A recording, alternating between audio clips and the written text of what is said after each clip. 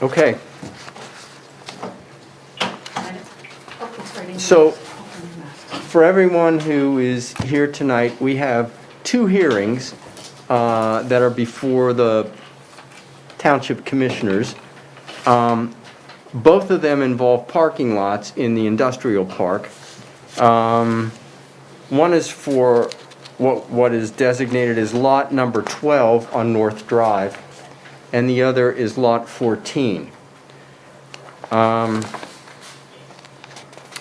I think we want the record to show that this was the date and time that was advertised for this hearing, that notice was advertised according to the requirements of the municipality's planning code, and we will submit a number of exhibits which we'll mark as board exhibits before we take testimony on the hearing.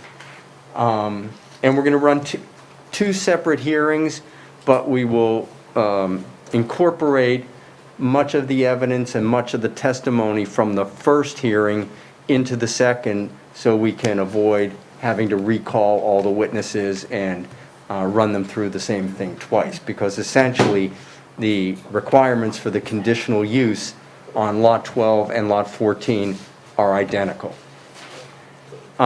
Before we start, let me ask if there are any attorneys here representing any of the parties. Okay. So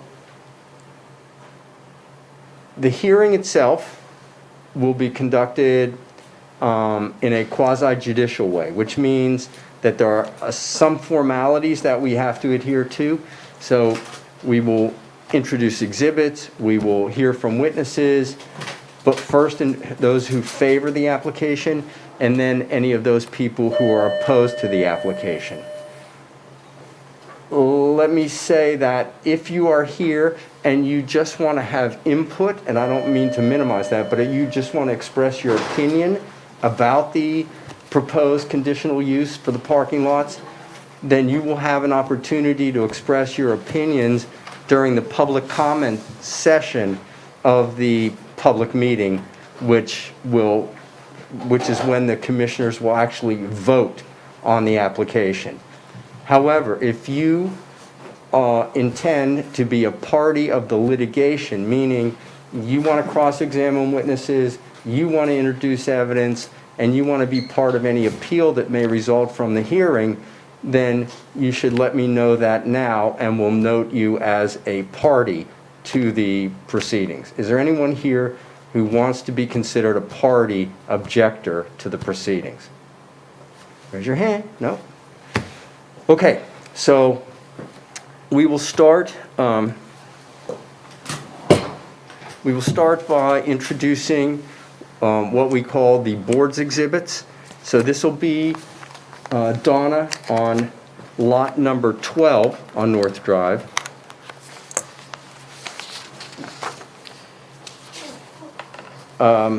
Exhibit number 1 is the notice of public hearing that was advertised in the Beaver County Times twice, once on 7/31/2020 and again on 8/7/2020, and that will be exhibit 2. Oh, that was exhibit 1. The proof of advertising will be exhibit 2. Exhibit 3 will be a photograph of the posting of the property, which is also required under the state law. Exhibit number 4, exhibit number 4 is the conditional use, is the notice to the applicant, who in this case is 79 North Landowner LLC, of tonight's hearing. Exhibit number 5 is the actual conditional use application itself, with the attached drawings and narrative prepared by the applicant. And exhibit number 6 is the comment letter, which was prepared by HRG and Mr. Gilberti with regard to the application. Exhibit number 7 is the recommendation of the Planning Commission, which of course hears or weighs in on these matters, and their meeting was held on August 5th, 2020. And exhibit number 8 is a copy of our recently enacted parking overlay, which actually sets forth the conditions for the conditional use parking lots in the industrial park. So with that, those will all be board exhibits. I'll hand those to Donna. Hang on to those.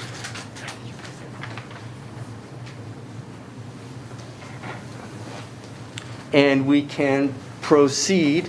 Any witnesses who intend to testify, please stand now and be sworn in.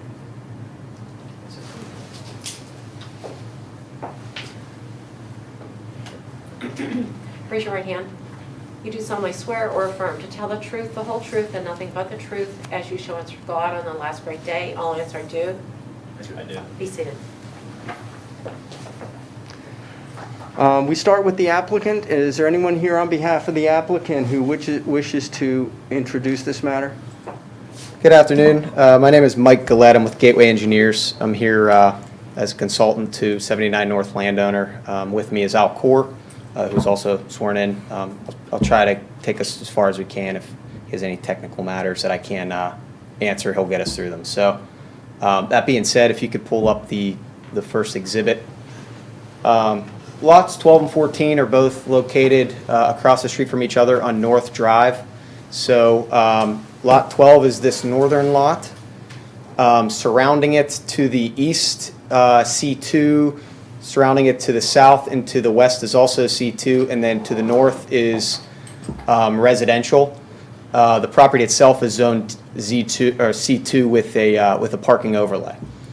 That being said, we're here to propose turning this lot, approximately 3.6 acres, into a parking facility to house 148 stalls.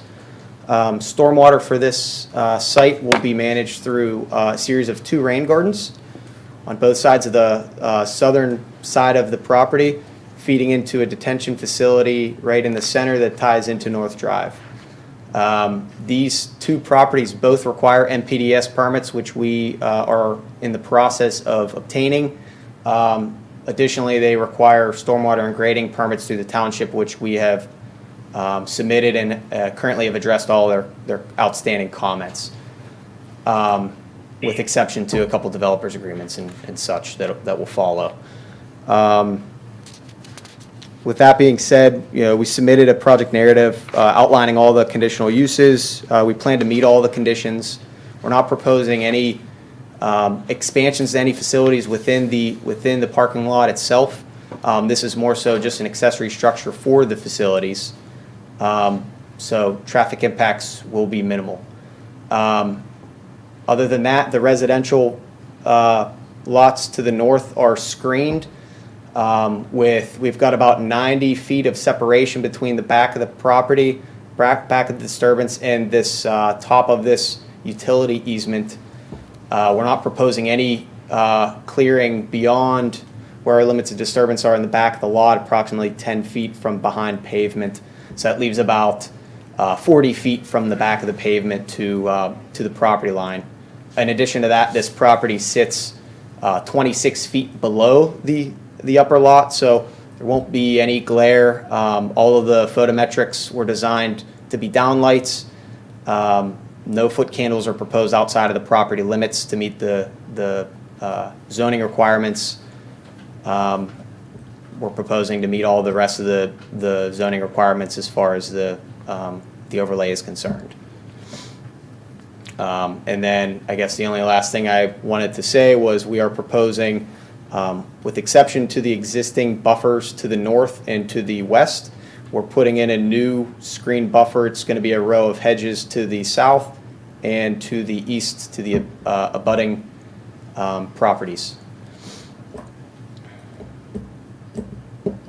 Should I go through the conditions, or? Yeah, it would be, yeah, we'll make your narrative as part of the application. Okay. It'll be part of the record, but it would be nice if you would walk us through that. Okay. So, part one of the conditional use application, we need to show that we will not endanger the public health, safety, morals, or general welfare if located where proposed. What we're doing here is proposing stormwater management facilities that will not propose any negative impacts to downstream owners. It's actually going to improve site conditions from a volume and rate perspective. We're not proposing any increase in traffic here. Item 2 will not deteriorate the environment or generate nuisance conditions such as traffic congestion, noise, dust, smoke, glare, and vibration. Again, we're not proposing any expansions to any facilities within this industrial park. These are more so just to service the current needs within the park, and actually, they can be used by any of these tenants currently. Noise and glare, the proposed parking lots, they're located within the center of a C2 commercial industrial overlay, with exception to the north portion of lots 12 and 14. As I mentioned, there's a 26 feet of vertical difference between the bottom of this lot and the top of this northern residential lot that will provide adequate screening from noise and light. The rest of this lot is, as I mentioned, surrounded by C2 within the industrial park. Traffic congestion, these lots will be utilized by tenants within the industrial park. As I mentioned, we're not proposing any expansions to any of the existing facilities. If expansions were proposed, they would be going through the land development process. Separately,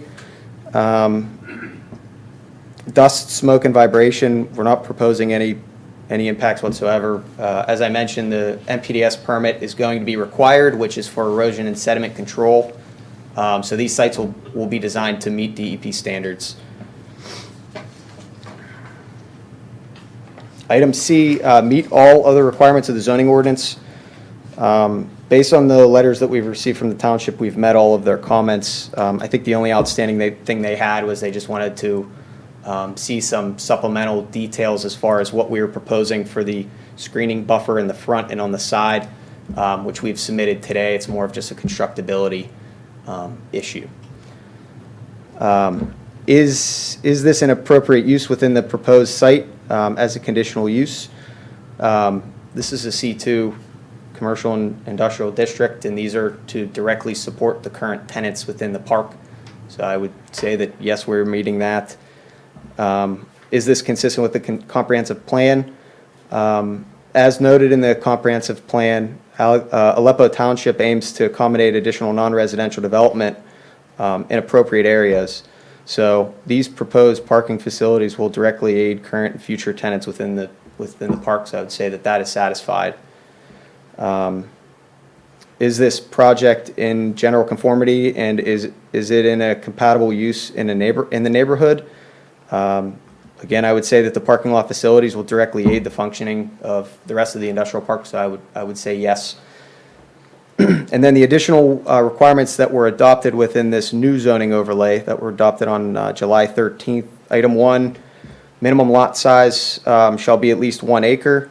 Lot 12, we're proposing 88,000 square feet, which is the lot, so we are over the 1 acre requirement. We'll come back to, I guess, lot 14 the next time around. I was just going to suggest that. Accessibility, the number of ADA accessible parking spaces must be provided pursuant to the requirements of the Americans with Disabilities Act, as well as per the requirements set forth in section 400 of this ordinance.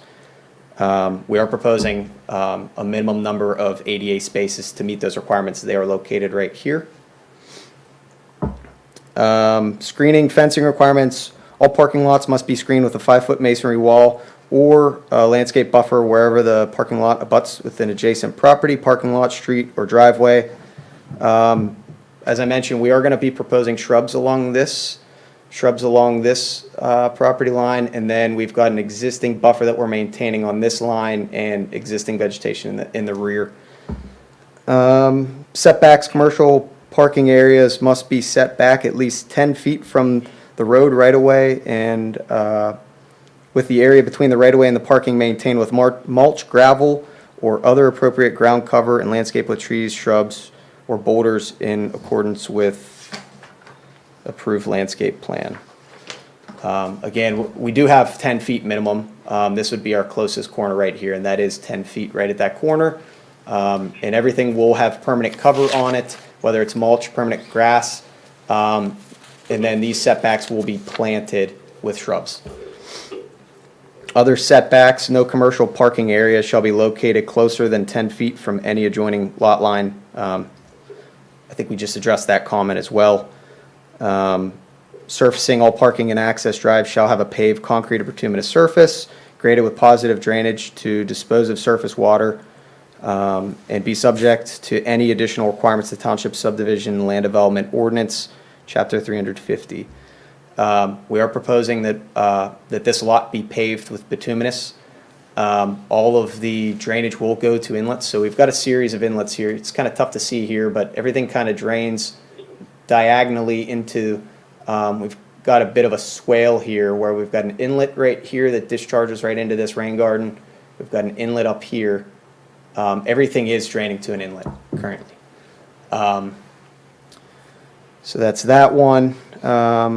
Buffer, the commercial parking areas must be screened via landscaping along all front, side, and rear property lines and shall be landscaped with trees, shrubs, mulch beds, appropriate landscaping in accordance with an approved landscape plan.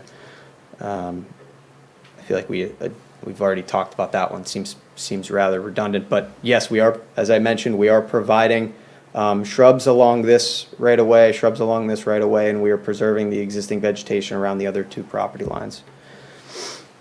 All commercial parking areas shall comply with the design standards of off-street parking facilities as set forth with section 411 of the zoning ordinance unless otherwise noted herein. As I mentioned, we are meeting these zoning requirements. We've gone through a round of comments with the township, and we've addressed all their outstanding comments to date. All commercial parking areas are subject to the land development approval process set forth by a township subdivision land development ordinance of the township's code and ordinances for purposes of the industrial park overlay. Only parking areas that have a structure on it, examples being a shed, a canopy, a gatehouse, etc., shall be subject to the land development approval process. We're not proposing any permanent structures on these facilities, so therefore we didn't go through the land development process. All paved parking areas shall be designed so that the stormwater runoff shall not adversely affect adjacent lots. The method of stormwater management and design of the proposed facilities shall be subject to the requirements of the Aleppo Township Stormwater Management Ordinance and the Township Subdivision and Land Development Ordinance. We did submit a stormwater application to the township and have addressed all the comments to date. In addition, we have to meet the requirements of the DEP for the NPDS permits. So, that's planned for, and I believe that we're meeting all of those. So, that addresses all of the comments within the overlay and the conditional use. Does that conclude your testimony? Yes. So it would be appropriate now if the commissioners have any questions for this witness, now would be the time. Is this alleviating a current problem?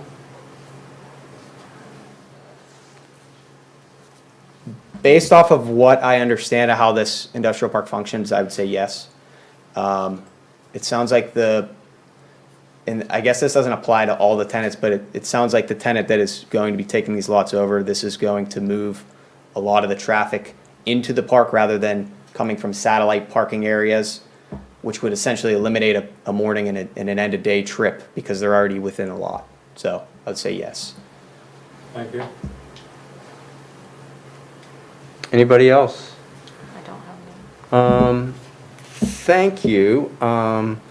Your application and your narrative, part of the record, as is your testimony. And you're going to be back in a minute, so Yeah. Don't go far. don't go far, don't go away. You're not dismissed. At this time, it would be in order, if there is anybody here from the Planning Commission that wants to speak to their recommendation. Is there anybody here?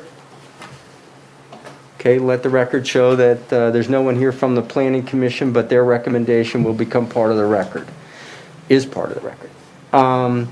Is there anyone else who wishes to testify in favor of the application?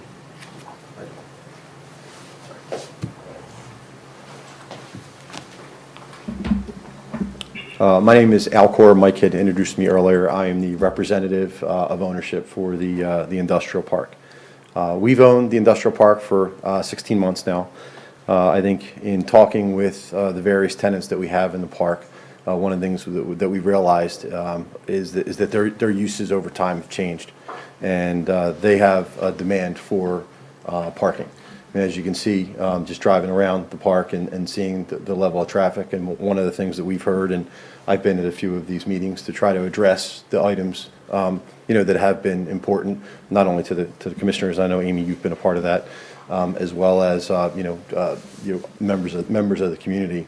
And what we've tried to do here is to work in partnership with the community and our tenants to be able to address concerns and issues that they have. We're at the same time trying to support their operations, as well as we've experienced a lot of changes this year. I think everyone sort of had to adapt and evolved to that. So I think from our standpoint, I mean, we're obviously in support of this, trying to make this a partnership with all involved to mitigate any issues that are here and be able to provide for our tenants current needs as well as future needs. So thank you. Thank you. Anybody else here to speak in favor of the application? Is there anyone here, I think I asked this before, who wishes to, again, as a party, participate in opposition to the application? Let the record show that there is no one here wishing to participate as an objector, and there has been no opposition expressed during the course of the hearing. And I think with that, we can close the hearing on lot number 12 and move to the hearing on lot number 14, right? Gwen? Okay. So the next hearing is going to sound a lot like the last hearing, and at the expense of redundancy, I'm going to put these same exhibits into the record. The first one is the copy of the advertisement that was placed in the Beaver County Times on 2 occasions, once on July 31st, 2020, the second on August 7th, 2020.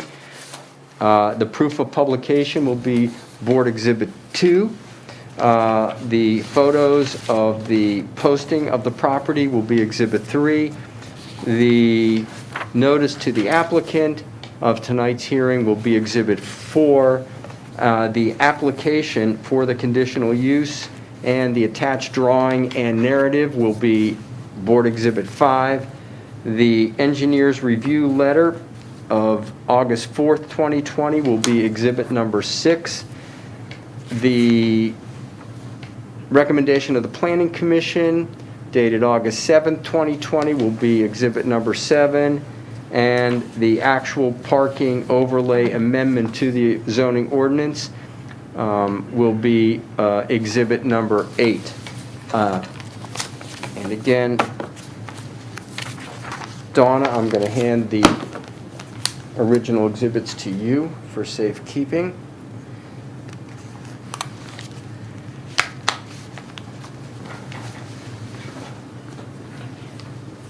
And again, I'll ask if there are any witnesses who intend to testify that they be sworn in as part of the hearing for lot number 14.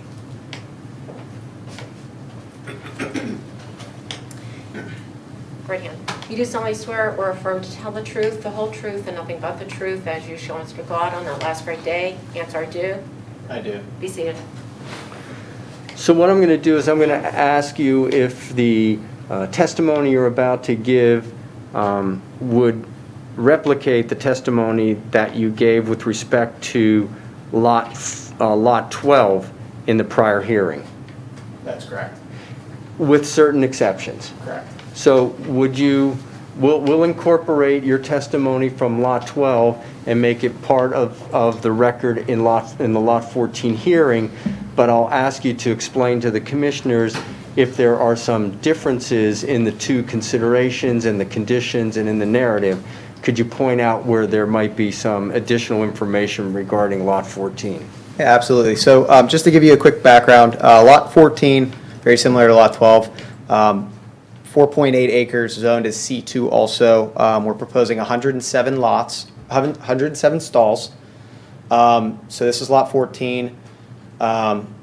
Detention facilities, as far as stormwater management is concerned, everything is draining from east to west into this rain garden that shoots across underneath North Drive into a main detention facility. So these are all kind of working together. It's a low-impact design.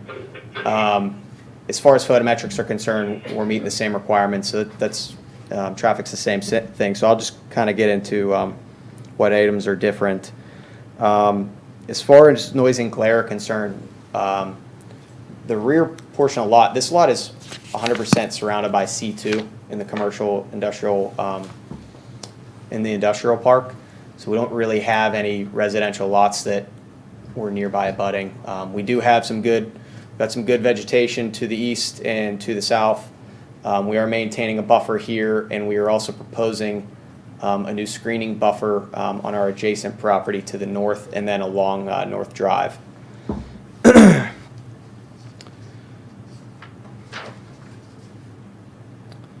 So as far as things that are going to be different, minimum lot size. So minimum lot size needs to be 1 acre or greater. Lot 14 is 67,000 square feet.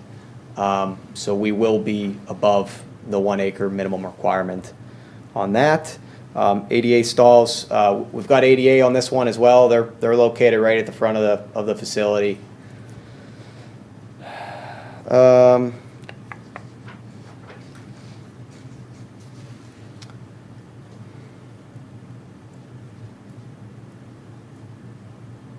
As far as drainage is concerned, I think I've already talked about that, but everything kind of drains from here over.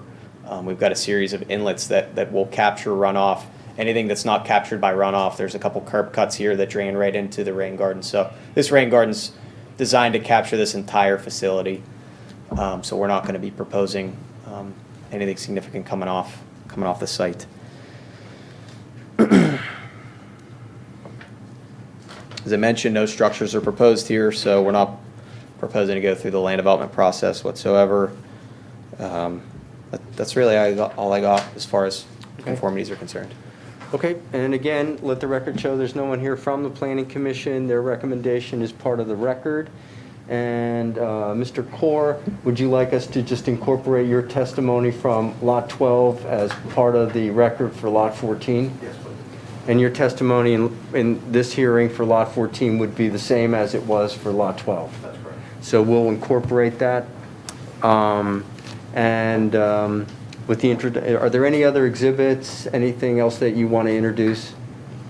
Okay, so with that, we will close the hearing on Lot 14. So we've done both hearings, we've closed the hearings, and at this time, it would be normal for us to take an executive session because as commissioners, you have three options in where you go tonight. First of all, have you heard enough to make a decision? That we can discuss in executive session. Second of all, if you're prepared to make a decision, you have three options. You can approve with no conditions, you can deny, or you can approve with stated conditions. So that's something we should discuss in executive session.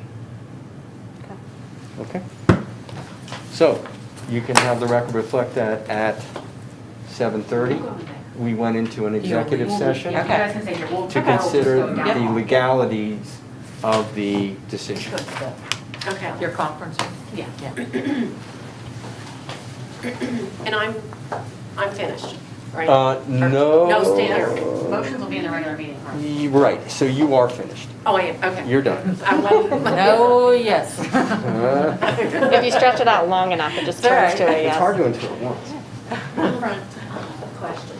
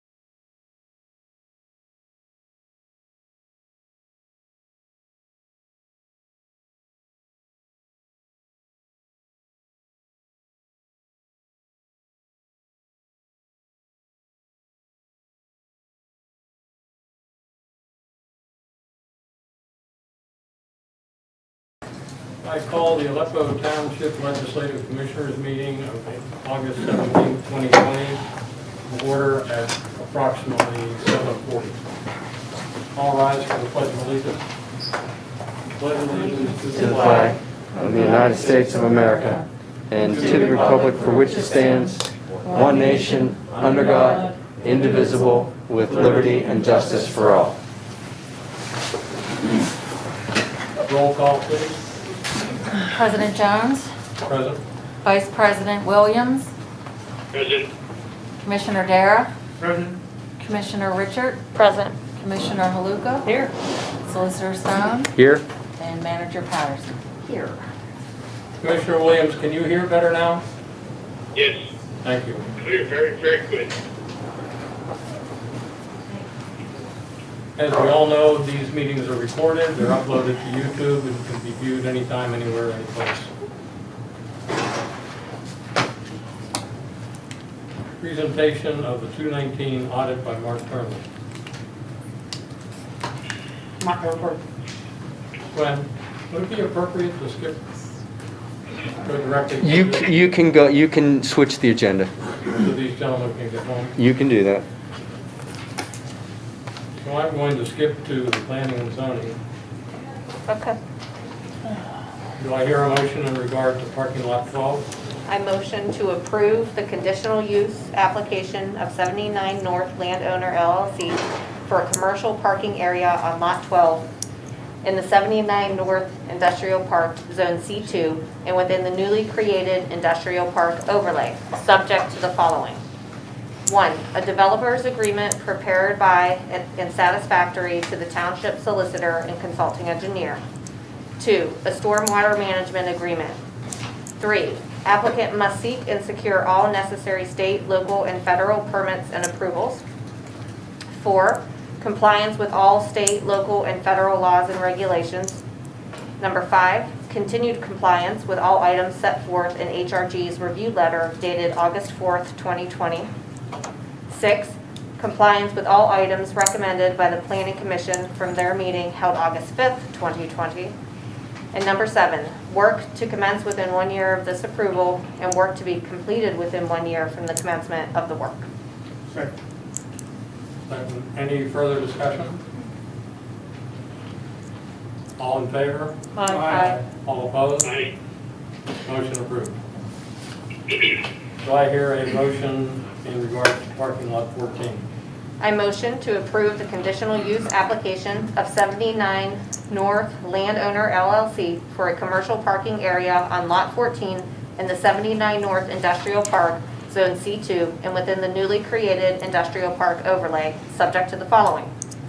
1, a developer's agreement prepared by and satisfactory to the township solicitor and consulting engineer. 2, a stormwater management agreement. 3, applicant must seek and secure all necessary state, local, and federal permits and approvals. 4, compliance with all state, local, and federal laws and regulations. 5, continued compliance with all items set forth in HRG's review letter dated August 4th, 2020. Number 6, compliance with all items recommended by the Planning Commission from their meeting held August 5th, 2020. And 7, work to commence within 1 year of this approval and work to be completed within 1 year from the commencement of the work. Second. Any further discussion? All in favor? Aye. All Aye. opposed? Motion passes. Gwen and Harlan, is Yeah. the other motion relevant also? Yeah, we should, You're gonna get a presentation on it. right. Okay. Well, then let's have the presentation. Yes, ready? Oh, okay. For the commission? Pass around, Yeah, go ahead.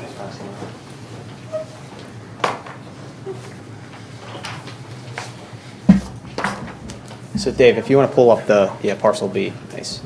You could keep it enlarged, or you could keep it that scale full screen and then we'll zoom in here in a minute. So again, my name is Mike Gillette, I'm with Gateway Engineers. I'm here on behalf of 79 North Landowner. Alcor is also here. So what we are proposing here is development of parcel B, which is a 21.5 acre lot located just off of Deer Run Road. access from West Drive here. It's Zone C2 within the Natural Resources Protection Overlay. So as part of that, the Natural Resources Protection Overlay says you can't disturb certain percentages of steep slopes, streams, wetlands located within that overlay, as well as any red bed soils that may be landslide prone. So as part of that, what we did was we provided environmental screening. We did some geotechnical evaluations. We did some borings on the pad currently, and incorporate that into our site, and are within the requirements of the Natural Resources Protection Overlay. Taking a step back, this project proposes development of a 62,000 square foot office warehouse facility. Right now, it's build to spec. It's 35% office, 65% warehouse for the sake of parking and loading and all those calculations. So with that, we're proposing 121 spaces, which will be loaded along the front and on the side here, as well as I think there's up to 16 loading docks that we're proposing, and that's flexible. We're meeting the minimum requirements there. There is no maximum. Stormwater will be managed through a series of an infiltration bed that's actually going to be below the loading dock area for volume reduction, which will all overflow into a retention basin that will manage the release rate from the site. So this is another one. It's greater than an acre disturbance, so we're required to have an NPDS permit, which we're currently going through, and we're addressing all their comments. In addition to the stormwater requirements of Aleppo Township, which we've met to date. I think the biggest comments that HRG had so far in their review was access to this basin. So we have since just graded a little access road to meet their requirements, just so that someone could go in and get a piece of machinery in there to maintain long-term that basin. In addition, they wanted to see some stormwater easements.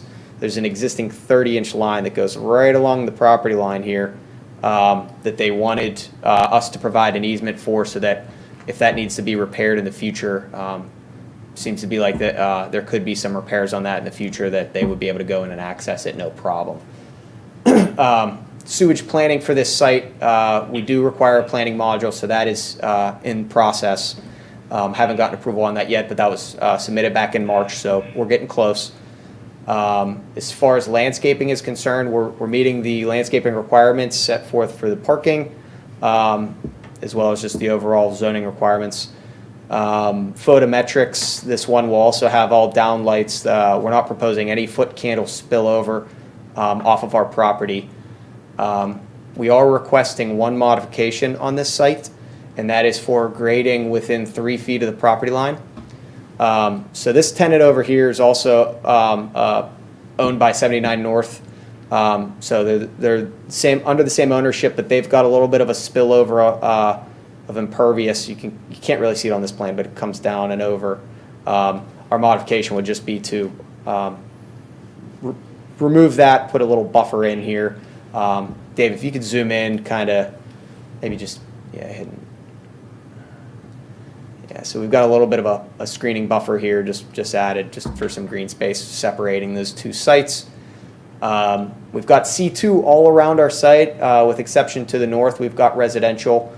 We're pretty heavily screened with existing vegetation that we're not going to disturb along this entire area, as well as we've got a little bit of a wall in this back area. Those both should help a lot with glare and noise. That being said, I think I might not have mentioned this, but this site is currently mass graded. It used to be the old soccer field. We're not really proposing any grading outside of that. We're kind of using the pad as it was graded. This probably was done that way in the past because of the Natural Resources Protection Overlay. So that being said, we're not trying to impact any more than we need to. And then I think the only other comment that HRG had was there is a force main that goes through the back of the property that we are protecting. So that kind of squeezed our whole site, kind of like we had to shift it over, which is kind of why we had to impact this area. So I think that addresses the comment that you had there. That's really all I got. I'll open up for any questions you guys might have regarding this site. I don't have any questions. What action is it we're looking to take tonight? It would be the motion would be a motion to, same thing, motion to approve, motion to deny, motion to approve with conditions, and, yeah, that's, Does anyone have more questions or? Can I actually add one more thing? sure. So, as part of the land development process, we also had to analyze traffic. I didn't mention that, but I wanted to bring it up. We did do a trip generation letter, and we are within the minimum requirements that we wouldn't have to do a traffic impact study here. Are So, there any conditions recommended? Yeah. 6. Do you want to Would you read like to them? hear them now, or? We, I mean, if you want an executive session, we can do an executive session. Well, first, any questions in regard to the presentation? No.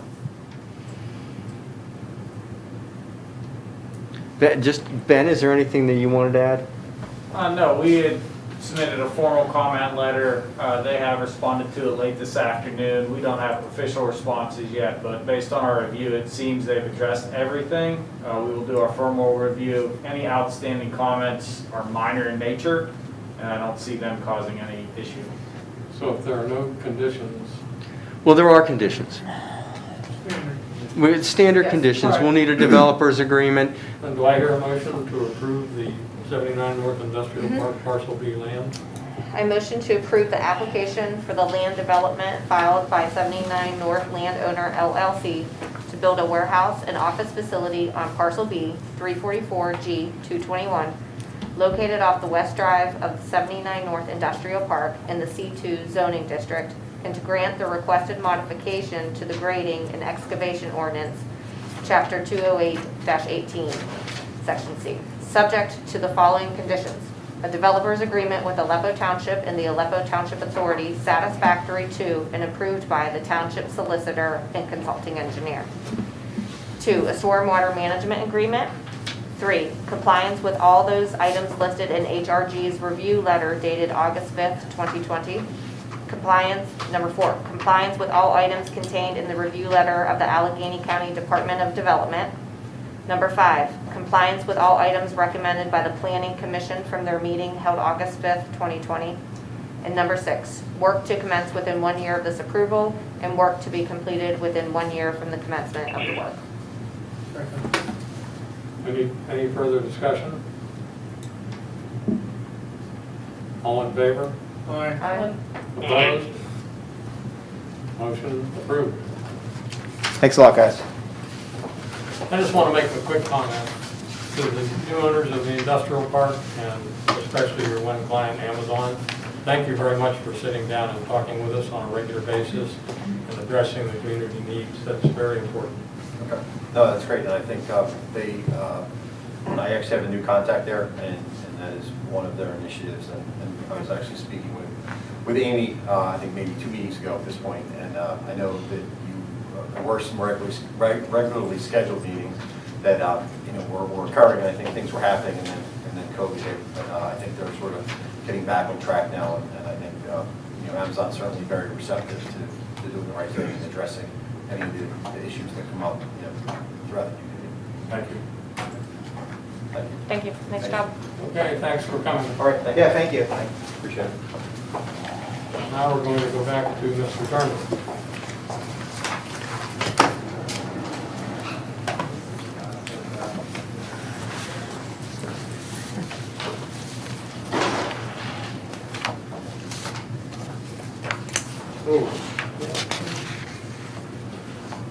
We're good. Okay. Board members, thanks for having me here this evening. I just wanted briefly, if I could, go over the results of the calendar year 2019 audit of the Township of Aleppo. I believe you've had a copy, or hopefully you've had a copy of this draft report for a couple weeks now. And I'm also going to kind of interject while I'm talking. I have also a letter dated for this evening. It's a 4-page piece of correspondence that I'm going to reference back and forth But as I go along, if you have any questions, please just jump in, feel free to ask. But with regard to the thick audit report itself, as I tell the board each year, probably the most important pages that I do, although we work with Gwen to put the whole report together, is the independent auditor's opinion, which is in the front of the report, and that's on Roman numeral pages 1 and 2. And what we've issued for the township this year is what we've issued in the past, is what's known as an unmodified opinion. And the unmodified opinion basically means that the information contained in the body of the audit report is in conformity with the rules and regulations of our profession, and there are no departures from that. So that means you're in conformity with what is known as generally accepted accounting principles, and I'll talk about that in a minute because of the way your financial statements are structured. But in layman's terms, that's a good thing. That's the type of opinion you want to have, so, and we've been consistent in having that opinion over the years. There's a section after that I always encourage my board members to read. You know, being a former board member myself, I know you're inundated with a lot of information. There's a section called the Management Discussion and Analysis on Roman numerals 3 through 13, which is set up to provide the reader a summary of how the township did for the year, not only for 2019, but also comparative information for 2018 as well. So again, there's some good information in there. That's an unaudited document. We put it together initially. Gwen reviews it, adds her thoughts, and so it's a collaborative effort in putting that information. So a third-party reader of the financial statements, not simply the board, but any third-party reader could open up that section of the audit report and hopefully get a good feel for how the township did for calendar year 2019. If you remember in the beginning, when I first started talking, I talked about you were in conformity with generally accepted accounting principles. And we make that happen through a series of entries and conversions that we have to do. But the reason I say that to you is within the audit report itself, when you get to the exhibits, and I won't go over those in detail, but when you get to the actual exhibits, the financial statements, which start on page 1, the first 2 pages are what are known as full accrual financial statements. And if you want to be in conformity with this GAAP, you have to not only show those type of financial statements, but you have to show the financial statements of the individual components, the funds of the township. When you do these full accrual consolidated financial statements, you add in all of the assets of the township, your fixed assets which are being depreciated, your long-term debt, and you come down with a final consolidated number, much like a corporation. And for the township of Aleppo at 12/31/19, that net position, we could call it a fund balance if you like, of that consolidated amount was about $4.4 million. That was the net effect after we looked at your assets, subtracted all your liabilities, about $4.4 million. So that was almost a $500,000 increase from last year, which is growth-wise about 13%. So when you look at it as a total business, the consolidated business, that's what you're looking at. Now, that doesn't include your pension funds. That's all your other funds with the exception of pension, because obviously you can't touch those. Those are reserved for specific purposes. So I just wanted you to know about those consolidated statements. Now, with regard to the fund statements, I know my board members are always concerned about the fund balance, all of the fund balances, the various pots of money that you have. And you have money in a general fund. You have money in a separate, what's called a debt service fund, which is reserved to pay the debt on your series of 2015 bond issue related to sewer activities. You have a capital improvement fund where you stock away funds for, obviously, capital improvements deemed necessary by the board. And then you have the highway aid fund where you get liquid fuels money for road repairs and things of that nature. So in talking about the general fund in particular, how did we do this year? So what I did was I extracted some highlights from that thick audit report and put it in this 4-page synopsis that I brought to your attention that's dated for this evening. And if you look at that particular document, page 3 in particular, I give the board a 5-year history of your general fund balance.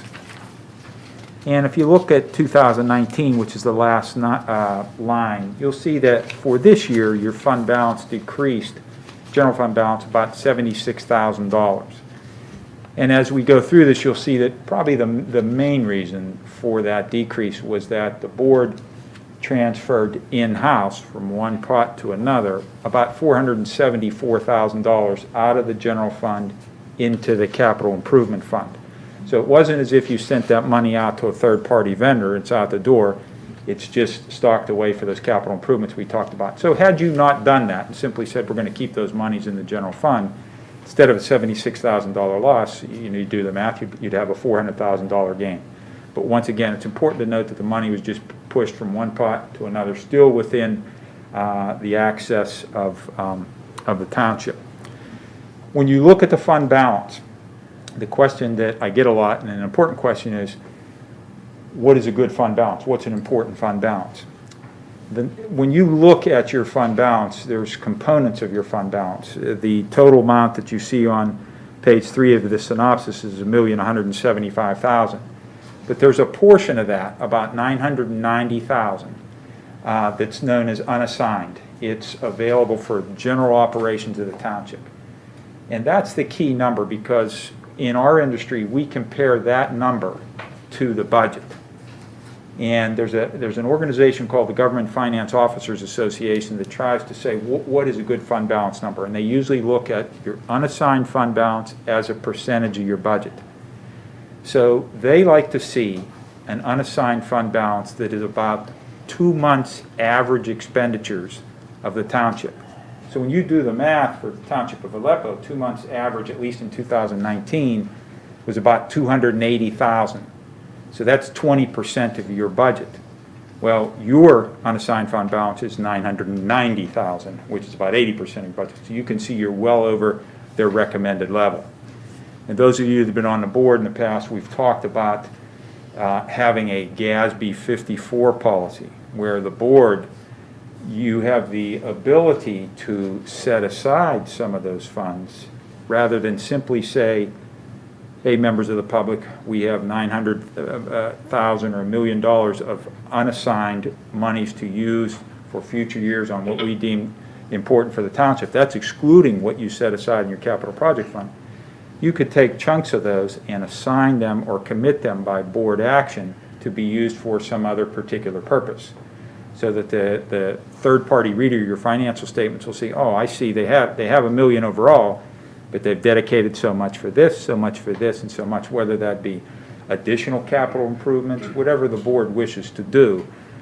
You have the ability to do that by breaking up your fund balance. Currently now, you don't have an official, what I call a GASB 54. It's in our industry 54 policy, which allows you to do the assigned and the committed, but you can if the board so chooses. So I just wanted to bring that to your attention. So your general fund is in good shape, in my opinion, with regard to where you stood at 12/31/19. At the bottom of that particular page, I did a general fund budget first analysis, budget first actual. For 19, your general fund revenue, now this is just the general fund. General fund revenues, actual revenues, exceeded your budget by about $488,000. The bulk of that was the deed transfer taxes you got from the sale of the property in the category of taxes. That was where the bulk of where you exceeded your budgetary line items. And when you look in the detail audit report, that thicker audit report, there's certain pages that I turn the attention of the board to.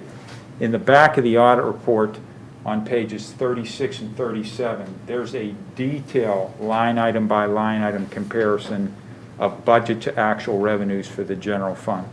So here in this short synopsis that I gave you is just a summary, the highlight of it, but when you go back to those pages 36 and 37, you can actually see line by line how we did budget versus actual with revenues.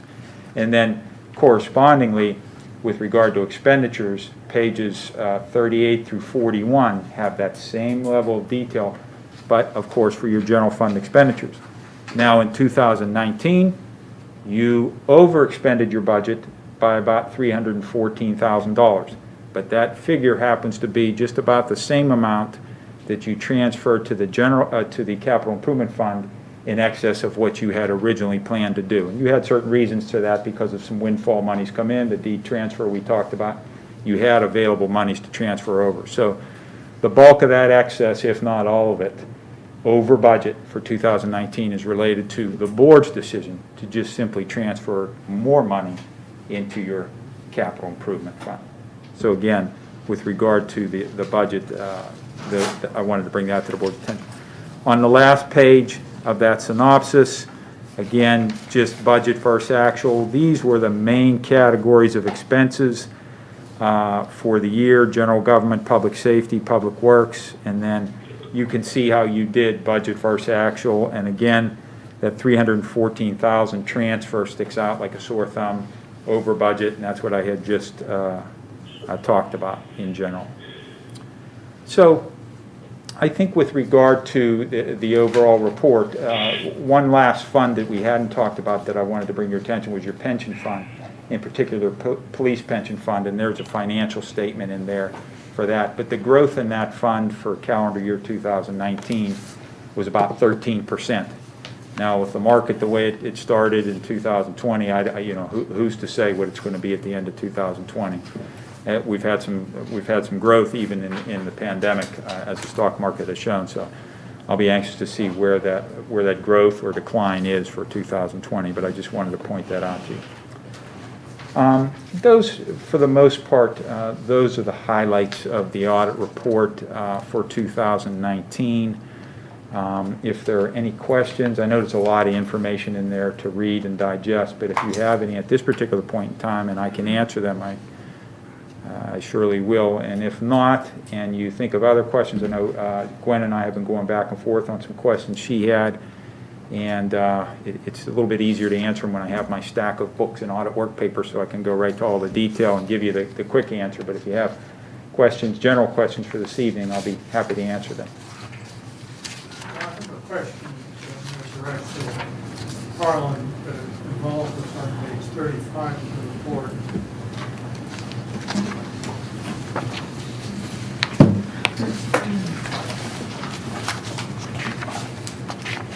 Note 12, regarding sewer system agreement.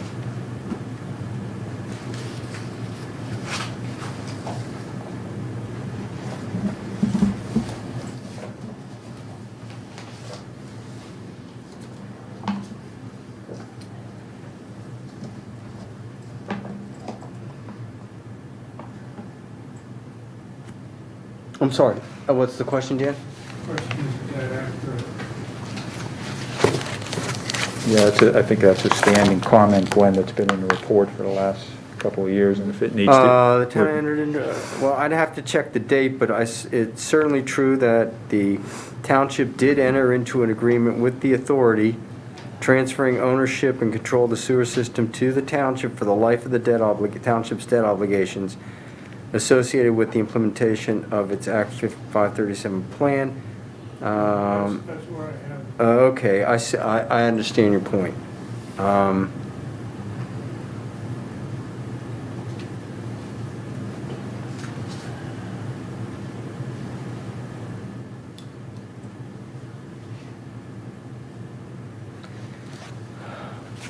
don't think we really need to say, make a reference to the 537. That was I think the agreement, the transfer and the operating agreement speaks for itself. That's what's relevant to our financial statement. I totally agree with that, Dan. I don't see, there's nothing significant about the 537 plan to the fact that there is an operating agreement between the two entities, which has a 30-year term. So I think, Work with Mark to just modify that. Yeah. right. In the I fact. think we can just delete that. I think that language is irrelevant. Thank you. Any other questions or comments? Mark, thank you for the 4-page summary. That's very concise. And thank you for the headache with your detailed responses to Gwen's questions. You're Well, they welcome. were very good. Good, I'm glad I could help. Thank you. Thanks, everyone. Thank you very much. So thank you very much. Okay, have a good evening, everyone. Thank you. See you, Mark. Bye-bye. Thanks, Ron. Do I hear a motion to approve the August 10th? Motion to approve the August 10th, 2020 workshop meeting minutes. Any further discussion? All in favor? Aye. Opposed? Motion passes. Police report. Sergeant Beck.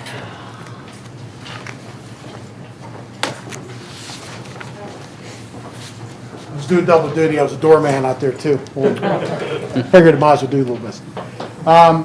Sergeant Beck with the police department. I guess for the last month, we had of July, total of 76 calls, 44 of which were medical assists up to Masonic. We had a few alarms, we had a couple, whether water leaks, trees down, assisted some other departments, a few 911 hangups, but we also issued 14 traffic citations. We did get a couple fraud calls, but we're starting to get that time where everybody's calling about saying that they either A, have a warrant for your arrest, or you haven't paid your taxes, we're gonna do this, so we just remind all the residents to make sure if they think that there's someone calling for that information, call us, and we'll be able to assist you by getting to the bottom of what they exactly want. But don't give any of your information out, but we're still getting those calls and people are just reporting those type of things. Other than that, all quiet. Adam, I do have one little question. Do you respond to all medicals at Masonic? We do not anymore. We were responding to a lot of them pre-COVID. And because of that, we try to limit our exposures. We go up there if there's a cardiac arrest or anything serious, we'll respond. But right now, being that they have full medical on site, they're really not needing us as much, so. I guess my question is there a reason to re-implement as we come out the end of this 100% response again of you guys to Masonic? We'll see. It's something that the chiefs always liked for us to go to, stuff like that, because of we're there, we respond. Sometimes, it calms people down to see somebody there that might be able to help a loved one, whether, it's sometimes security or things like that. So that's on your side, not on Masonic or Valley's? Correct. Okay. Yeah, it's usually us just trying to assist, because sometimes people throw us out of the way looking for the ambulance too. But it's okay. No, I was just curious where that changed. Yeah, no, I mean, we just did it, it's mainly because of COVID, to limit us out of Yep. Masonic and not need be. Thank you. But other than that, we will probably, like I said, he likes to go back to a lot of the stuff. If it's something that we truly can't assist on, if it's just like a medical transport or whatever. But now that they dispatch differently through there, we get dispatched to more stuff. We used to be limited. They wouldn't always send us to things, but now that they can't just call Valley specifically, they have to go through 911. That's increased all of our responses. It's Any just other questions nice or getting comments? Thank you. Nope. Thank you very much. Okay, take care. Thanks, See you later. sir. Good job. Have a good night. He's gonna call you tomorrow. Fire, No report. emergency management, No report, except the saver, still negative at Masonic. public works.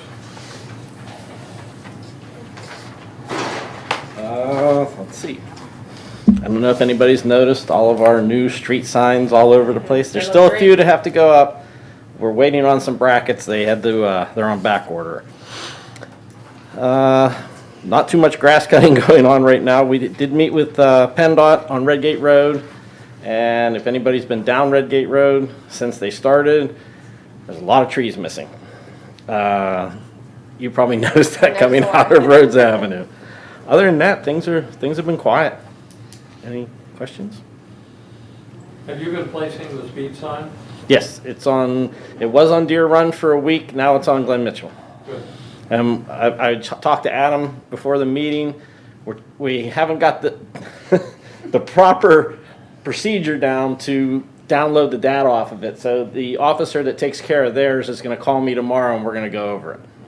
And our backup is Grace, our intern, because she also knows how to do it. Yeah. She's our backup. Yeah, she figured it out. The rest of us can't. Any progress on McCoy? The signs are up. I'm still waiting on the arrows. They sent me the wrong arrows, so I'm waiting for the proper arrows for that. What did the sign say? Caution, narrow curve ahead. Good. And there's one at each end, and what we're gonna do is, once the arrows are on, we're gonna extend the yellow line to run from sign to sign. Were the neighbors pleased? A couple of them have spoken to me about it and said they like it. Good. So, we're in good shape there, I think. Thank you very much, sir. Thank you, sir. Communications. I got one email from a resident this past month. I think it was a response to the conversation about the McCoy road safety, and he said that the intersection with McCoy and Glen Mitchell has become more and more dangerous. He doesn't feel the mirrors are effective, and plus people speeding down Glen Mitchell, very, very dangerous. And a possible resolution would be to shave the bank on the left exiting McCoy. Just for history, we did work with Allegheny County because Glen Mitchell is a county road. We worked with Allegheny County 10 years ago maybe to cut that bank back a little bit. And there is a garage there on the corner. And the reason the cutback ended where it was to preserve the driveway access to that garage. And the speed sign was on Glen Mitchell for a little bit? Right now, it's just below McCoy. Good. Anything else, communications? That's all I have. Planning, zoning, we've handled except for the ASO report. If we can move to.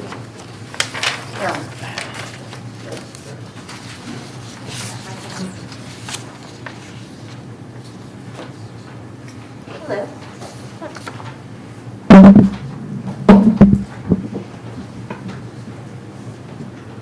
Thank you for the opportunity to be here this evening. My name is Carolyn Yeagle. I'm with Environmental Planning and Design. We've been working with the municipalities of Aleppo, Swickley, and Glen Osborne as part of the Joint Comprehensive Plan. And earlier this month, we had the chance to come in front of Planning Commission and go through the progress, of course, they have been a part of. And this is all leading to some actions that you all are ready to pursue. And in doing so, what we have done is we've transformed the comprehensive plan as part of this update into a story map. This is a document that you all are going to have the opportunity to be a part of. Actually, you mentioned Grace just a little bit ago, and she's been part of some of our calls as we've been coordinating with Glen Osborne and the COG as part of some of the GIS. So taking this information that you all know as a spiral-bound book, and then having the opportunity to explore it in new ways. So this format with the table of contents down the left-hand side as part of those dots will also able to scroll is something that we would like to just walk through this evening, and if we can just scroll down through with your either cursor or going down. Then you can see, and we keep moving, there is one component of this that I think I'd like to make sure we highlight tonight, and if we keep going, because we have things like the opportunities and challenges and future land uses and all of those kinds of things. And if we keep moving toward some of the things that we've explored in the past, the purpose of this update is actually keeping the baseline of everything if we keep moving forward, and then introducing the fact that each of the municipalities have over the years since its last planning, and we can keep going to the next dot, please. And then think about what types of things that the municipalities would like to implement in the next decade. So let's go to the next dot, please. Different ways. So let's stop here for a moment.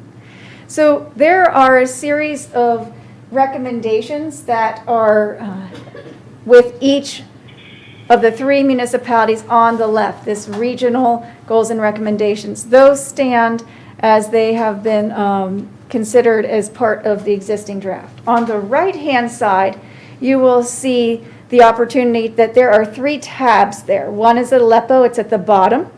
Then beside it is Swickley, and beside that is Glen Osborne. So each respective municipality has its own individual page. We can go back to Aleppo and identify how the types of recommendations want to come into play. The beauty of this format is actually in the context of it being web-based. The municipality has the opportunity, each municipality has the opportunity to update this sheet in terms of its status or its recommendation implementation.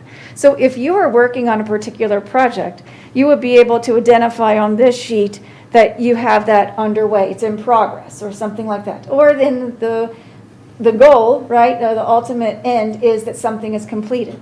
So as you go down through these types of things, you can identify then to anyone who's visiting that something is in progress, or something may be slated for a certain year, type of improvement, or that, again, you've completed it. So you really have the opportunity to use this set of actions in communicating with your residents what your progress is. So from that perspective, this is something that takes what was, again, bound in a book and keeps it moving. Through time, then also, as you complete these, then you can keep updating this list, because you all, as a member of the TRI group, have the opportunity, and it's being identified, that you all will be meeting annually to go over what the status of different projects are, because there are certain things, of course, as you depend upon one another in this effort through your ordinances, to be able to keep, tabs on what types of things you all have to implement together. So we can keep moving. So we have future land use, and there have been some comments about the potential for including parcels at this type of map. So this is all in your GIS. And this is something, again, going back to that discussion that we had, what was it, about 2.5 months ago, with the COG, that we now have this shared agreement of sorts, so that they would be able to put additional information in here, and then vice versa. So we can keep going as part of this. The thrust of those recommendations that we were talking about a moment ago are actually for the township's sake, focusing on zoning. That has been a desire of Planning Commission, as well as those expressed to members on the committee, joint committee, to get at those issues. So they are detailed in this recommendations set. And then there are other things as it relates to resources, as it relates to transportation and infrastructure, and as it relates to open spaces. So we could keep going. This representative graphic is one that is tied to your natural resource overlay criteria that you have within your ordinance. As there are opportunities in some of the municipalities to put in other types of connection or improvement, this map also has the opportunity to be updated. There is a focus in Swickley and Glen Osborne on some of the pedestrian-based types of connections. That was not necessarily a focus here in Aleppo. So we can keep going to the next dot, please. You can tap on the dot also if you would like to do that. Yeah. It's different ways to navigate. Civic spaces, and you're getting right into it, exactly. So some of these things also are highlighted here. This is a carryover from the comprehensive plan. There are not many changes to the civic resources discussion within this comprehensive plan. You all, as a township, did explore some discussion for one of the neighborhood lots that the township owns, and I'm not certain of any other movement afoot on that. But that was an example of how you use the comprehensive planning process to get at a particular kind of discussion about open space. If that effort ever were to go a certain direction, and you wanted to highlight that as part of something that were happening and part of, implementation or design, etc., then you have the opportunity to incorporate that into this mapping with the GIS, as well as have a discussion about it. So let's keep moving, please. Infrastructure. We do not have the ability to put lines, public service lines on our GIS. We just are not having that authority to do so. So there is nothing here that is going into edges or boundaries of what we're able to publish, and that all is. But the discussions are important, and we'll get to this one last piece here in a moment. I actually today had a phone call right before lunchtime, and it was from one of your neighbors, and was interesting because there was even the discussion of what would happen, right, if there were the opportunity to have additional service within your system and neighbors. So there are people paying attention and people that are ready to explore ideas with you. Just because this comprehensive plan is with Aleppo, Swickley, and Glen Osborne, that does not mean that there are other opportunities with other municipalities that are neighboring to you. But, and people, again, are paying attention to the opportunities that exist here. So that was an interesting thing. So here we are, this last page, and it is at the bottom. If at any point in time you want to move this up in the discussion, you can. But what is important here is that the Quaker Valley COG did a summary report, I believe it was last year, and that information is folded into here from a demographic standpoint. We do not, no one has, yet the 2020 census information, we at the point in time where it will be made available to you all, you can go in and update this area of the plan, right? So this is a baseline, and again, you have the ability then to take information as you get it, as it comes about, and then incorporate it into here and keep people abreast of things. You're also able to link this right into, if any sort of shortcut, right into your website or vice versa. So again, the opportunity to take the comprehensive plan that you have worked very hard to implement so many of the recommendations from the existing as it stands today, and then focus in on these new things or what we would bring to you this evening. So with that, in our visit with Planning Commission earlier this month, they did deliver a recommendation to put this out for public review, because that is the set of discussions that are happening right now. I was in a virtual meeting for the Swickley Council last Tuesday, and tomorrow I will be going to Glen Osborne's council meeting as well, with the consideration of what we desire to do is put this out for public review so that it can go through that official process that is necessary as part of the municipality's planning code, because that is what is next. I have one other thing, if I can do it. Okay, so this effort started in the late part of 2018, in the late fall of 2018. And as part of this discussion, the committee, with whom you're familiar, and representation of each of the 3 municipalities, we have had a total through this evening of 28 meetings, plus some other types of conference calls.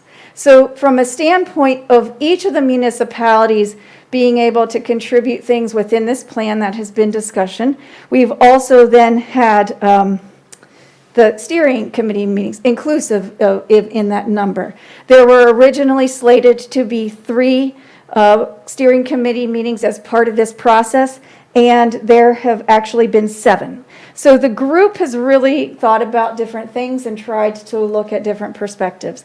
Again, we know that there is a focus here in trying to get to one of those very early actions, which you guys have even thought about, I believe, in other kinds of ways, is to get into the zoning and all of this topics that the Planning Commission would bring to you all are presented as part of this recommendations. So I think it's very straightforward from that standpoint, and that is what we would desire this evening. If there are questions or things I need to bridge, I can certainly do that. I wasn't clear if you, what recommendation, are you looking for a recommendation this evening?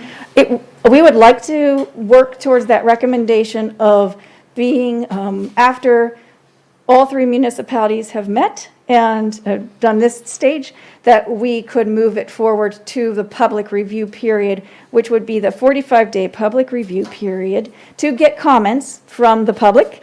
And we'd also would send it to Allegheny County because that's part of it. We would send it to the school districts, to your school district area, and then all the surrounding municipalities. That is officially the 45-day public review period where we desire to go next. And would you be seeking a recommendation this evening for the board to authorize the going to the public phase? Yes, it is, to initiate that after we have met with all three groups and obtained any other comments they may feel necessary. Yes, please. So it's not, the motion isn't on your agenda, but Carolyn is seeking a motion this evening to move this forward into the public review phase. Is that premature to a review? I mean, we haven't seen this.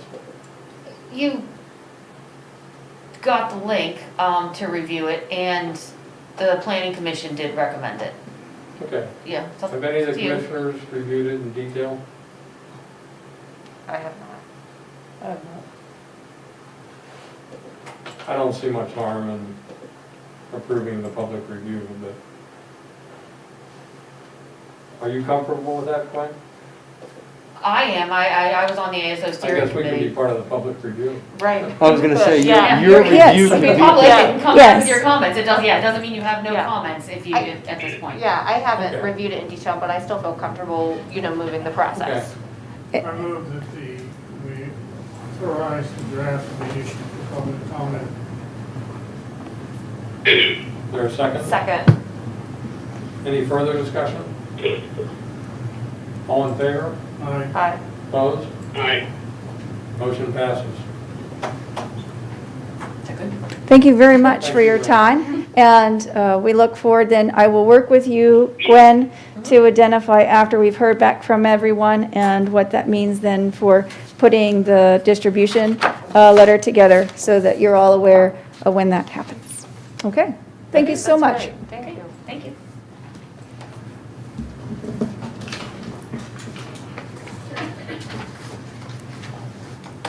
Bring in Mr. Stu.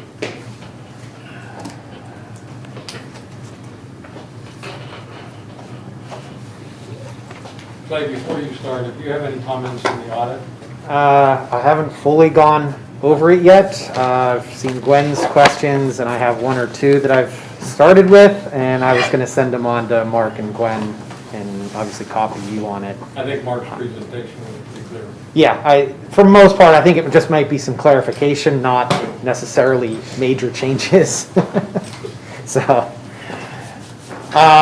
good evening, everybody. You all should have my July report, the Treasurer and Tax Collector's report. For the month of July, as far as taxes collected, we ended up collecting $20,984.32 in property tax, $482.02 in delinquent real estate tax, $1,778.70 in realty transfer tax, $12,542.61 in earned income tax, $3,795.16 in the local services tax, and $10 in the business privilege tax. So for the month of July, we ended up collecting $39,593.41. The final 2 pages of the report show the breakdown of those taxes that were collected. We're comparing, the first bar graph is comparing July of 2020 to July of 2019. Slight difference, again, is this anywhat related to COVID, or is it just normal timing processes or whatnot?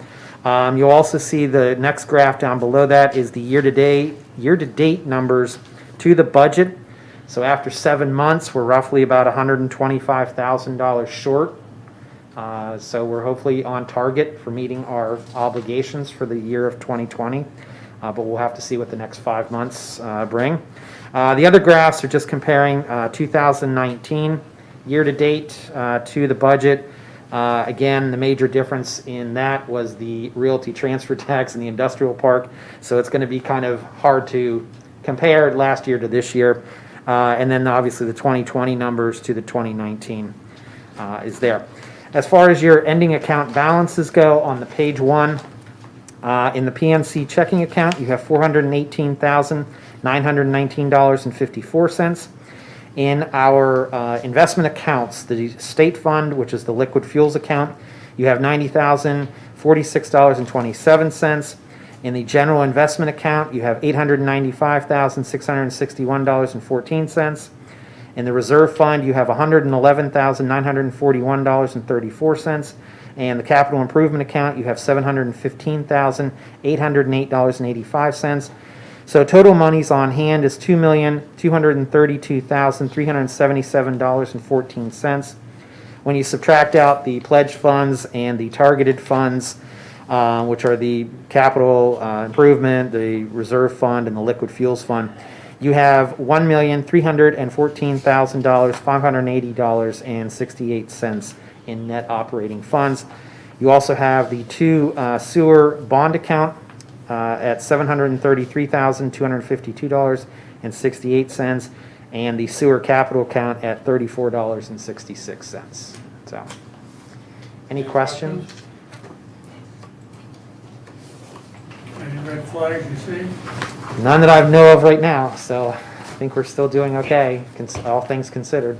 Yeah, I kind of did a 7/12 analysis, 7 months over the year. I think EID is actually beyond our expectations so far. Yeah. So. All right, well then, thank you, everybody. Thank you, Clay. Thank you. See you, Clay. Finance. Do I hear the motion as stated? Move that we approve the July bill list in the amount of $66,908.20. Ratify July prepaid bills in the amount of $16,732.92. Ratify July payroll transfers in the amount of $17,116.06. I second. Any discussion? All in favor? Aye. Opposed? Motion approved. Aleppo Township Authority.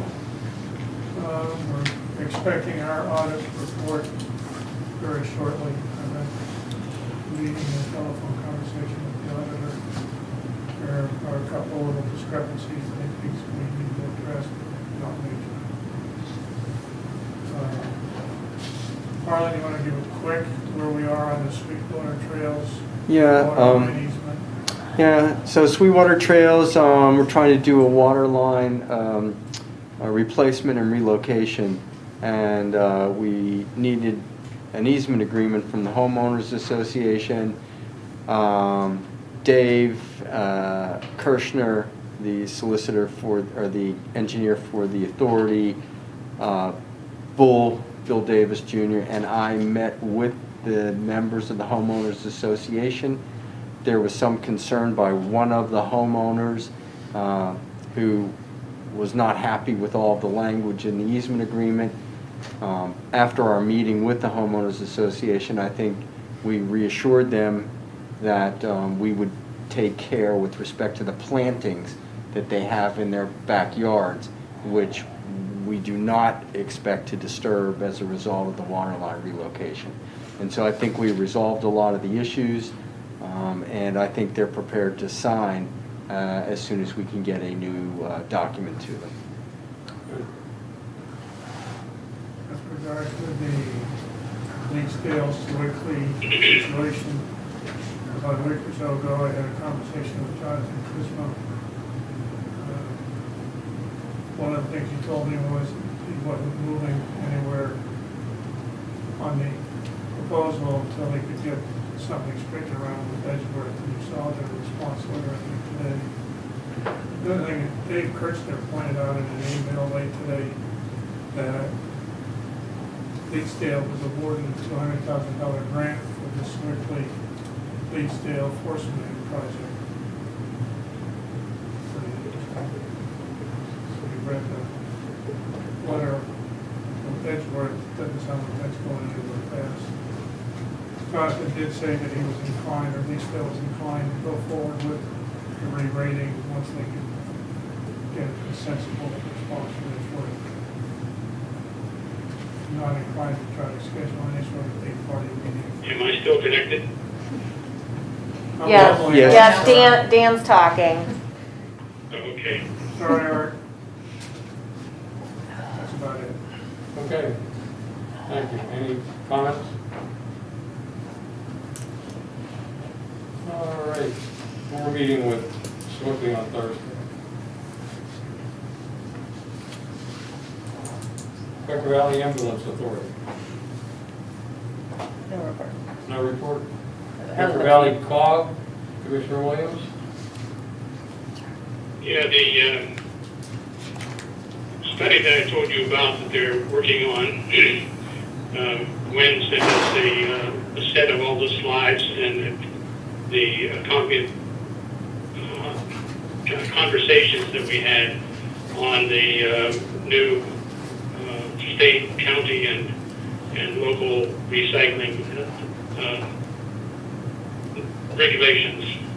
I would highly recommend that you take the time to look at that slide presentation that Glenn sent you. Glenn, you did send that out a week ago? I think I did, but I'll resend it just to have it fresh in everybody's inbox. It's, Yeah, okay, fine. Well, anyway, I needless to say, having been a part of this, I sat down and listened to it intently. I think it's very, very worthwhile that we all catch up to speed on what is going to be recyclable and what is not going to be recyclable going forward. And this is what made it a very useful group to be with. So that was my only request for, as far as COG is concerned, is that we all try to get up to speed on these new renewable regulations that will start to inherit next year. I'm sure that you're all maybe all aware that the virus has impacted the COG since the annual dinner that they held in October each year was a very nice revenue generator for them. And that's all gone because we can't have the people in the rooms eating together, and we can't gather that many people in the rooms. So we are doing something new and in doing the dinner on a virtual situation where we sell, bring the restaurants in and sell their meals where they are delivered to their homes. And there's a lot of other details that it's a little new for me to go through, but this is something that I think was thought up by the COG group, and I think that I know it's the first time that we've ever attempted to do anything like this, and I think that we should do everything we can to support the COG. Thank you, Art. That's it. Mr. Solicitor, No report. any unfinished business? I have one question, Ben. Yes. There's a grant program for landslide abatement. Is that what I heard? I'm not aware of one, but I'm not saying there isn't one. Okay. Any other unfinished business? Any new business? Any citizen participation? It's the only one here. Chris Grimm, 1255 Merriman Road. I got a bunch of questions. First one I wanted to ask, what's going on with the storm drain? Any news? Engineers still looking at it on and vacation? well, the last we left it was the next time there was a big heavy rain, they were gonna be videotaping it to do it, and we haven't had significant heavy rain when anybody's been here, basically since then. We'd love a big heavy rain at this point, but we don't have one. So yes, still, once we get some video of it coming through at certain angles, then the design's gonna be Yeah, reviewed. we performed a site visit, took a look at it, and just trying to see if the water is bypassing the one inlet and the best way to address it. So we're working with Public Works to get some video, observe it during a rain event to see exactly what's going on, but we have looked at it. All right. The other one, since the industrial park people are, going home, Polo Windows was built in 1987. August 5th, we had Strictly Herald on my property where I currently live right now. They were worried, my parents were worried about the hillside, with us being younger, falling over the hillside. currently, I don't know when it was, they did actually put a cement pad for one of the posts. That hillside is going down, that fence is going down, there's dead trees all through the hillside there. And I'm curious what they're gonna do. Because they literally, when they built the industrial park, they cut the hillside and the fence is literally on the property line and on half of the hill. So it's, becoming where they're not maintaining the woods, where it's basically now becoming woods. A lot of dead trees that could fall on the pole, fall on our shed and stuff like that. And the fences starting to fall in locations. I think Gwen is noting that. Okay. Is that Pella or the parcel next to what they were talking about tonight? No, just the The Pella window. But Yeah. Pella, okay. Yeah, well, I'll report that to the management of the industrial park and Okay. have them come out and see what they say about it. All right. The other question is, it was hard to follow. Was the soccer field approved or not approved, or what's going on with that with the industrial park? It was approved with the conditions. Sorry, now I lost my pages. Okay, so it was approved by the board to go forward with it, but not notifying residents their concerns. Am I understanding that right, or am I understanding it wrong? I'm not sure I understand the question. What I'm asking is, are they have the green light to go, to start building? So when a developer wants to get his plan approved, he takes it to the planning commission. The planning commission holds meetings. The public can come to those meetings and express their concerns. After the planning commission hears all that, they then vote and make a recommendation to the commissioners, and the commissioners hold a hearing, or not a hearing, but they have a meeting, and then people can come and express their concerns at the commissioners' meeting, which was held tonight. And then, after all that, the commissioners meet and they decide whether to approve or not approve the plan. So tonight, the commissioners voted to approve the plan, and they have two ways they can approve it. They can just approve it because it meets all the requirements of the ordinance, or they can approve it and add some additional conditions to it. So tonight, they voted to approve it because it met all the requirements of the ordinance, and they added some conditions that were read into the record earlier. Does that answer? So why was, when they were doing the overlay parking, I was notified it was advertised, but that's not going to be notified neighbors or advertised? So that's actually a really good question. There's a difference between a zoning hearing and a recommendation on a plan approval. So it is, for a zoning hearing, those have certain notice requirements, they're advertised, and then interested parties also receive notice in the mail, the property gets posted. You heard all that when I did that earlier. Yes. When the plan comes up for approval, it's part of the regular agenda for the commissioners' meeting. There's no prior advertising of that, there's no hearing, there's just a meeting, and so because there's no hearing, there's really no notice. See, which is not right, as me being a resident and having that in my backyard.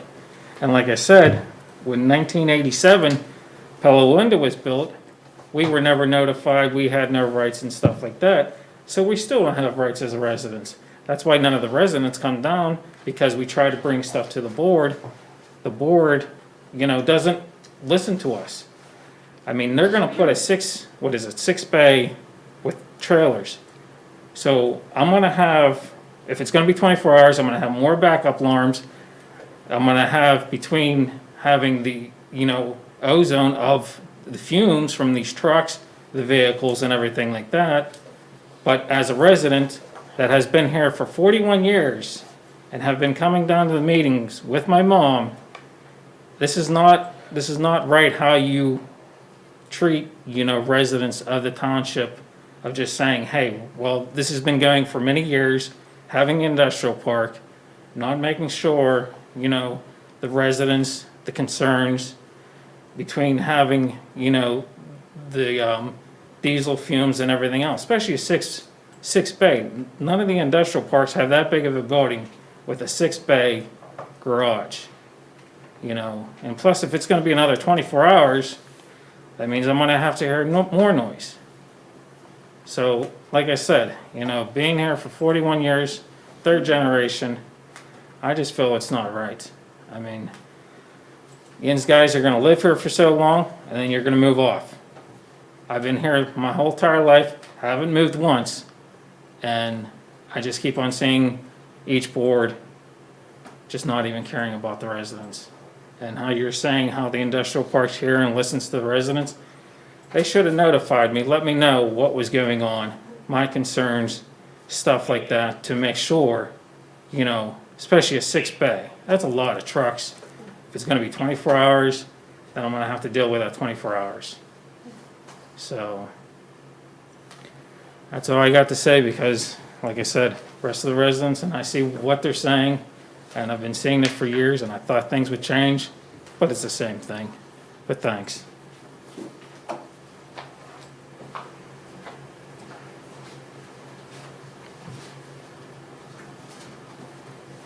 Any other citizen participation? We've had the executive session, We have? meeting adjourned.